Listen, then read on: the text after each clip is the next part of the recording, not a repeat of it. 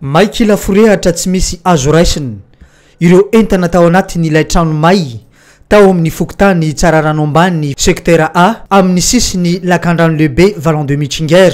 Androany larbi fa 13 ny volana septembre tokony tamin'ny sivora sasany teo eo no nanomboka nirehatra ny afo. Trano efitra dimy no may io ary tsy misy azo raisina ny entana tao anatin'ilay trano fa maiky lafurehatra avokoa. Raha ny vaovao azo teny an-toerany tsy nisy tao anatiny ilay trano ireo tompo-trano fa namonjy ny asa ary nandeha niantsena. Mitafy lanitra tsy manan-kohanina ireo olona ireo amin'izao fotoana izao ka manao antsoavo amin'ny fitondra fanjakana sy ireo olona manala-tanana mba hanome fanomezana sy fanampiana ireto havana traboina ireto.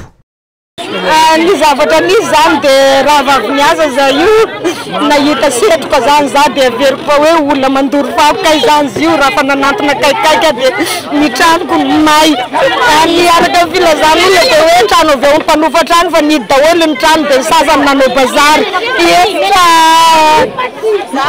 efatra dia roa miaraka amin'ny kalibanao dia trano mamako dia tsy izy ny raisina mihitsy na ny ray ary amin'ilay trano rehetrarehetra mbola tsy fantaka mihitsy lohatreto na tonga an'ilay hafa za io zany mbola mifarombaka namoaka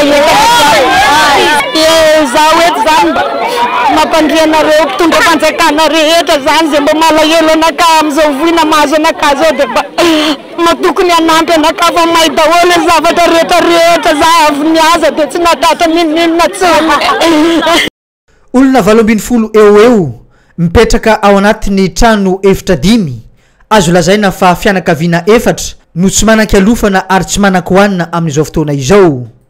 Tsy mbola fantatra hatreto ny tena nandohan'ny firehetana sy nahamay ity trano ity. Ireo olona manodidina sy ny mpamonjy vona no ny fanampy ka nahafahana namono ny afo. Ny fitandremana ny tokony ataony tsirairay amin'ity resaka afo ity fa indrindra amin'izao vanim-potoana itenenantsika izao amin'ny mahamafy ny rivotra. Entanina raha teo ny tompona ndraiky mpanjakana voalohany eto Mahajanga sy ireo olona manana tanana mba hanampy ireto olona traboina ireto.